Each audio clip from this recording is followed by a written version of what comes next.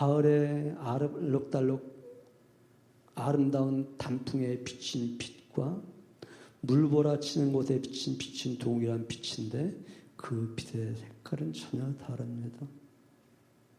각각 여러분의 상태에 따라서 하나님의 빛이 비춰지는데, 예수 그리스도의 빛이 비춰지는데 그 빛의 색깔은 각각 다르게 아름다운. 어떤 사람은 방언을 하고 어떤 사람은 예언을 합니다. 어떤 사람은 하늘의 미라들이 되어서, 어떤 사람은 용서하는 빛이 비춰지고 자비를 베푸는 빛이 비춰지고, 어떤 사람은 서로 돕고 봉사하는 빛이 비춰지고, 어떤 사람에게는 소금과 빛의 빛을 드러내게 되어지고, 성령세례란 예수 그리스도가 가지고 오신 하나님 나라의 삶의 방향성으로의 전환을 시키는 것입니다. 성령세례는 성령으로 새롭게 시작되어진 공동체를 끌어서 성령세례 받은 공동체, 이렇게 말을 합니다. 에베소 공동체에게 묻습니다. 너희가 믿을 때 성령을 받았느냐? 아니라 우리가 성령이 있음도 듣지 못했다. 여러분에게 묻습니다. 여러분이 믿을 때 성령의 필요를 아셨습니까? 혹시 이런 답을 하고 있지 않을까? 아닙니다. 우리는 필요를 알지 못했습니다. 그럼 다시 묻습니다. 우리는 무엇을 믿고 무엇을 바라보고 있느냐? 예수님 믿었다고 말을 합니다. 그 예수님은 무슨 말씀하셨는데, 성령 세례 받으라고, 성령 받으라고 말씀하셨고, 성령 몇 날이면 성령 세례를 받게 될 것이라고 말씀하셨는데, 숨을 내쉬면서 성령 받으라고 말씀하셨는데, 성령이 오시면 내가 한 말이 다 기억날 것이라고 말씀하셨는데, 이 말은 성령님이 오시지 않는다고 한다면 내가 한 말 기억이 나지 않는데, 여러분 일상에서 우리 주 예수 그리스도께서 하신 말씀이 얼마나 기억나고 그 말씀에 의해서 살아가셨는가를 한번 점검해 보시기 바랍니다. 사도행전 18장과 19장에 보면 아볼로 공동체가 나오는데요. 아볼로 공동체, 에베소에서 세운 아볼로 공동체 같습니다. 그 공동체는 예수님은 알지만 예수님의 세례인 성령 세례는 모르고 있는 사람들이었다. 이 시대도 어찌 보면 예수님을 잘 알지만 예수님이 보내주시는 성령 세례는 모르고 있지 않는가. 많은 지식인들이 예수님을 안다고 말을 합니다. 그래서 예수님에 대해서 말을 하고 예수님을 가르칩니다. 그러나 정작 예수님을 알게 하는 성령 세례를 알지 못하기 때문에 머리로 생각하는, 머리로 이해한, 머리로 정리한 예수님을 말을 합니다. 이것은 매우 위험한 것입니다. 아볼로는 예수님에 관한 것을 자세히 가르칠 수 있는, 예수님 성경에서 예수님을 끄집어내고 예수님은 이런 분이야라고 말할 수 있는, 그리고 유대 공동체, 유대인 공동체에게 그들이 주장하는 것을 예수님이 성경이 말하는 바로 그분이야 이렇게 말할 수 있는. 그런데 이 아볼로는 예수님은 아는데, 요한의 물세례는 아는데 성령 세례는 알지 못했기 때문에 에베소 공동체에게 물세례인 요한의 세례만 베풀었다. 그렇다고 한다면 물세례와 성령 세례의 차이가 무엇인데, 교회 공동체 안에서 하나님 나라 방향을 두지 않는다면 아직 성령 세례가 아니라 물세례에 머물러 있는 사람들, 나 세례 받았어 그랬는데도 하늘의 것이 이루어지는 것 때문에 기뻐하는 것이 아니라 땅에 이루어지는 것 때문에 기뻐하고, 땅에 있는 것 때문에 땅에 있는 것이 이루어지게 하기 위해서 나 예수 믿어, 이런 사람은 물세례에 머물러 있는 사람들이다. 물세례만 아는 사람은 하나님 나라를 볼지는 몰라도 하나님 나라에 들어가지 못합니다. 지금 매우 중요한 말이고 매우 무서운 말하는 것입니다. 물세례만 아는 사람은 하나님 나라를 바라볼지는 몰라도 하나님 나라에 결코 들어갈 수 없다. 이 시대는 예수님을 알고 세례를 받는데 예수님이 베푸신 성령 세례는 모르고 있는 것은 아닐까. 물세례는 예수님을 보게 하는 건 맞습니다. 그러나 성령 세례는 예수님이 하신 말씀을 생각나게 하시는 분이십니다. 예수님을 보는 것과 예수님의 말씀에 주목하는 것과는 큰 차이가 있습니다. 여러분이 저를 아무리 많이 본다 할지라도 제가 한 말과 상관없이 살아간다면 여러분 저와 일치를 이루는 사람이 아닙니다. 예수님을 아무리 잘한다 할지라도 예수님이 하신 말씀과 무관하게 살아간다고 한다면 예수님을 믿는 사람들이 아니라고 하는 것입니다. 예수님이 떠나시면서 성령을 보내줄게 말씀하셨습니다. 이 성령은 우리에게 예수님이 하신 말씀이 생각나게 하고 그 말씀대로 살아가게끔 하는 그런 분이십니다. 그렇게 하기 위해서 너희가 몇 날이 못되어 성령으로 세례를 받을 것이라고 이렇게 말씀하시는 것이죠. 예수님 보는 건 매우 중요합니다. 그런데 보는 것보다 더 중요한 것은 그분의 말씀을 생각하는 것이 더 중요하다라고 하는 것이죠.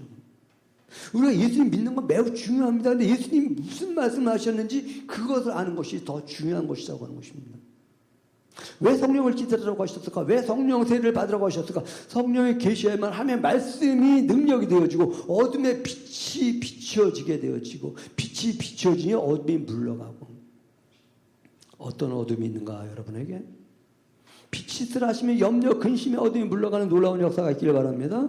이 빛은 성령이 비추어주심으로 말미암아서 물러가는 것입니다. 그 어떤 사람도 불을 켜면서 어둠아 물러가라 소리치는 사람 없습니다.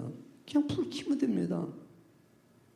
불 안 켜면서 어둠아 물러가라. 어둠아 안 물러갑니다. 그냥 지난주에는 그렇게 표현했나요? 하나 둘 셋 태양아 떠올라라. 그러지 않아도 태양은 떠오른다니까. 빛이 비추어라. 이 말 안 해도 빛은 비추어지게 됐다니까. 어둠아 물러가라. 이 말 안 해도 어둠은 물러가게 되어 있다니까요.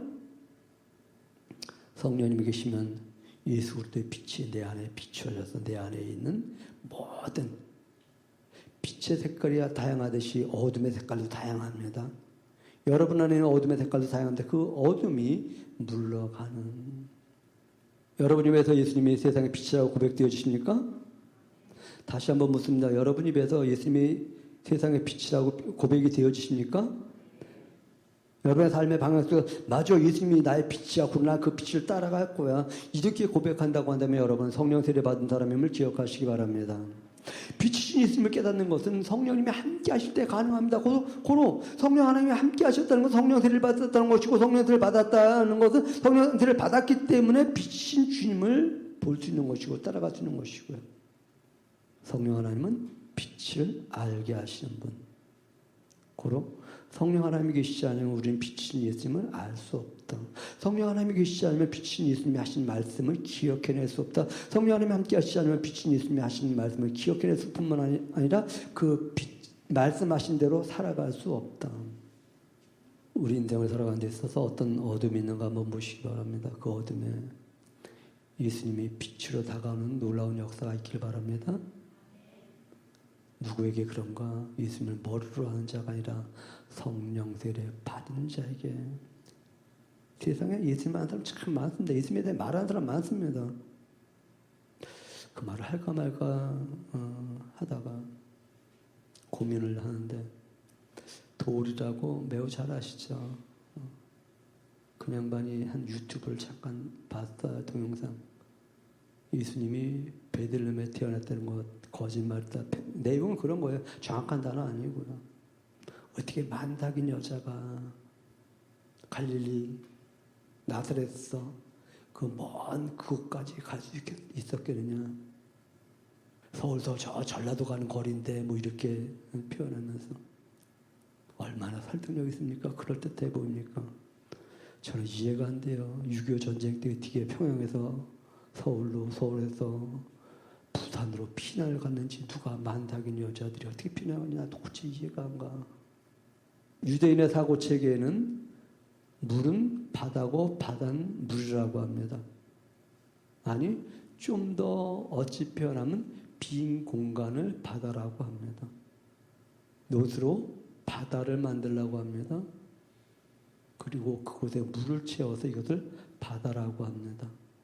그리고 이 물로 손을 씻고 성소에 들어가게 되어 있습니다.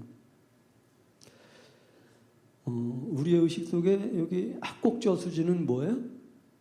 저수지예요. 저수지. 우리의 의식 속에 갈릴리 호수는 호수지 바다 아니에요. 그런데 유대인의 정서는 갈릴리 바다 이렇게 명명합니다. 물이 바다 덮음 같고 여호와를 아는 지식이 충만해진다는 것입니다. 빈 공간에, 여러분 빈 공간에 하나님의 말씀이 덮는 하나님의 영이 함께 하시면 하나님의 말씀이 여러분을 덮고 여러분을 덮었을 때 하나님의 말씀의 능력이 나타난다. 예수님은 성령님을 채우고 성령님은 말씀을 채우고 말씀은 예수님을 채우고 늘 협력, 보완, 공동 사역이다. 그러므로 하나님을 잘 믿는 사람은 함께를 잘한다. 성경을 읽자고 할 때 함께 성경을 읽어요. 유튜브 동영상 공유하자라고 할 때 함께 열심히들 같이들 해요. 우리는 그런 의식에 의해서 살아가는 것이 아니라 하나님의 말씀에 의해서 하나님의 말씀의 소망을 가지고 살아가는 사람들이지. 하나님의 정치가 이루어지는 공동체이지 세상의 정치가 이루어져서 거기에 희망을 품는 공동체 아니다. 남을 비판하는 사람들 얼마나 힘든 인생 살아갈까. 여러분 혹시 이 자리에 계신 분 중에 저에 대한 원망 불평 있는 사람 있습니까? 그렇다면 얼마나 인생이 힘들까. 여러분 가정 구성원 가운데 원망 불평 되는 사람 있습니까? 얼마나 인생이 힘들까. 여러분 주변 사회를 보고 원망 불평 됩니까? 그 인생이 얼마나 힘듭니까? 그런데 우리 주의 말씀이 빛이 있으라 하시면 그 원망 불평의 어둠이 물러가고 그런 역사가 있길 바랍니다. 먼저 정신적인 영역이 치료되어야지 육체적인 영역도 건강해지는 것이지. 누가 예수님을 알게 하시는가? 성경이 예수님을 알게 합니다. 성령이 예수님을 알게 합니다. 내 머리로 아는 예수님, 내 가슴으로 아는 예수님, 성령님이 알려주신 예수님은 각각 다릅니다. 에베소 공동체에게 그렇게 묻습니다. 너희가 믿을 때 성령을 받았느냐? 성령이 계심도 듣지 못했다고 답을 합니다. 그럼 너희 무슨 세례 받았는데? 요한의 물 세례다. 요한이 가르쳐준 세례로 공동체가 되었다는 것입니다. 그러자 바울은 말을 하죠. 요한이 회개의 세례를 베풀 때 내 뒤에 오시는 이를 믿으라고 했다. 그가 곧 예수님이다. 그 예수님은 승천하시면서 몇 날이 못되어 성령으로 세례를 받을 것이라고 말씀하셨다. 예수님의 세례는 하나님 나라의 길을 평탄케 하는 공동체가 되게 하는 세례다.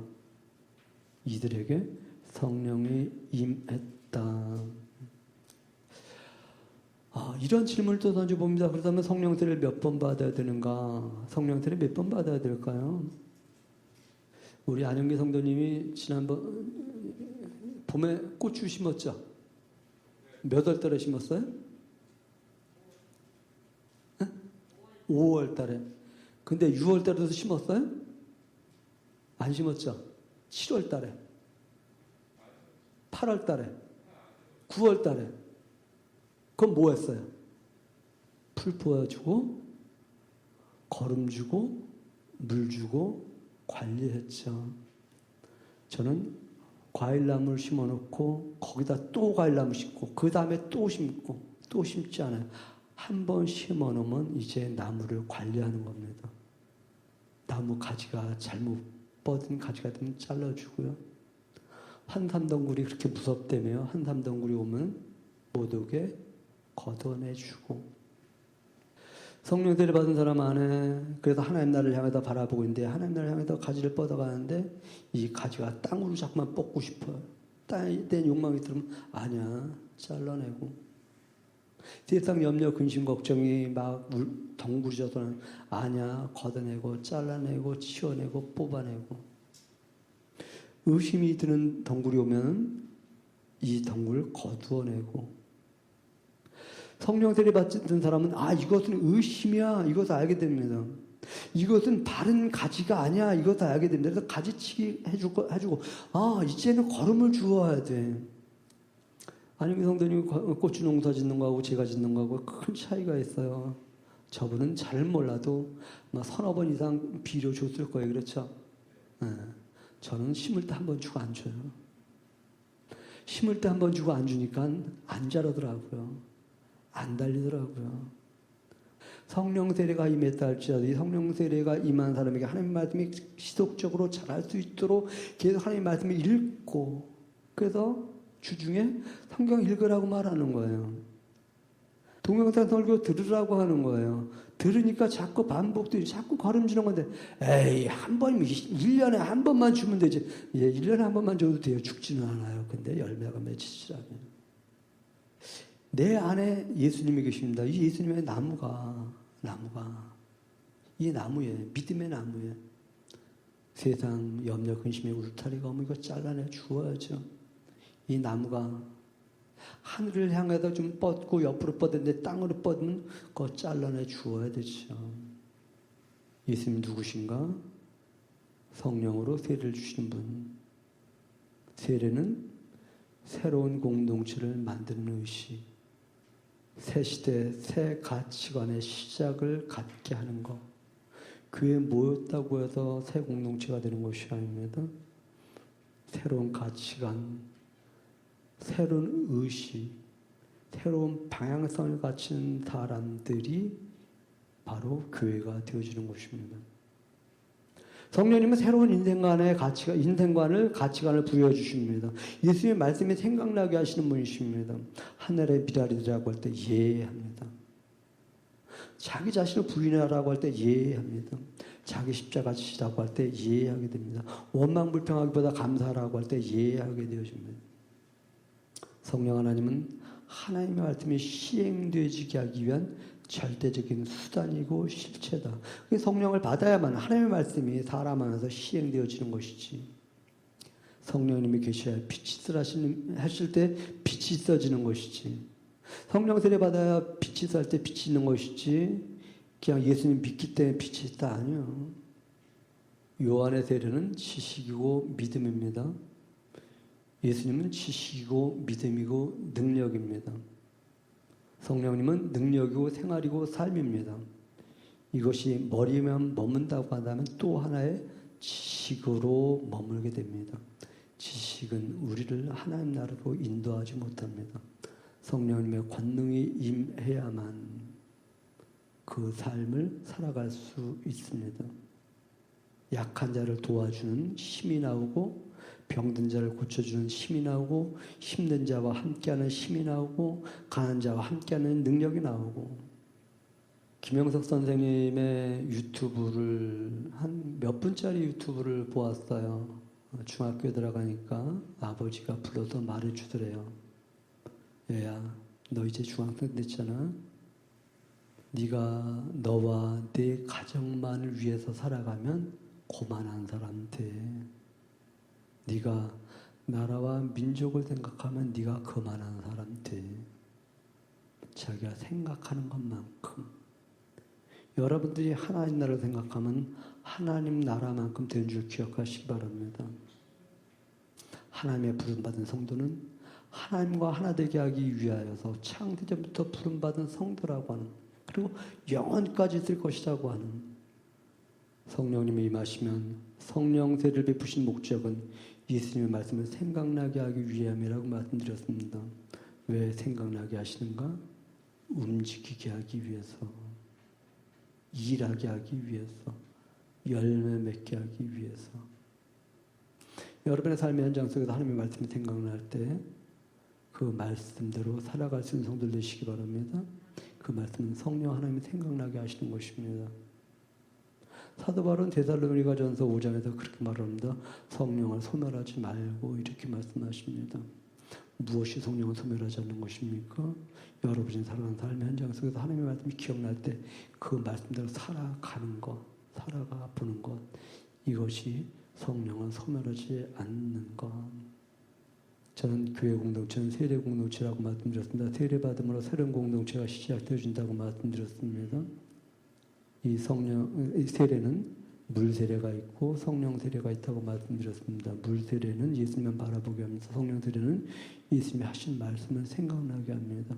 예수님이 하신 말씀대로 말씀이 생각날 때 그 말씀대로 살아갈 때 하나님 여러분들에게 빛으로 임하게 되는 것 꼭 기억하면서 그 성령 하나님이 우리에게 임했으니 그 성령 하나님으로 말미암아 생각나게 하신 이 예수님의 말씀에 걸음도 주고 풀도 뽑아주고 무언가 외부적인 무언가 오면 잘라내주고 하는 그러한 성도들 되시기를 주님의 이름으로 권해드립니다. 기도합니다. 고맙습니다. 은혜 베푸시고 긍휼 베푸셔서 저희로 하여금 하나님 백성 되게 하신 그 뜻과 목적대로 살아갈 수 있도록 늘 깨우쳐 주시옵소서. 감사드리며 예수님의 이름으로 기도드렸습니다. 아멘.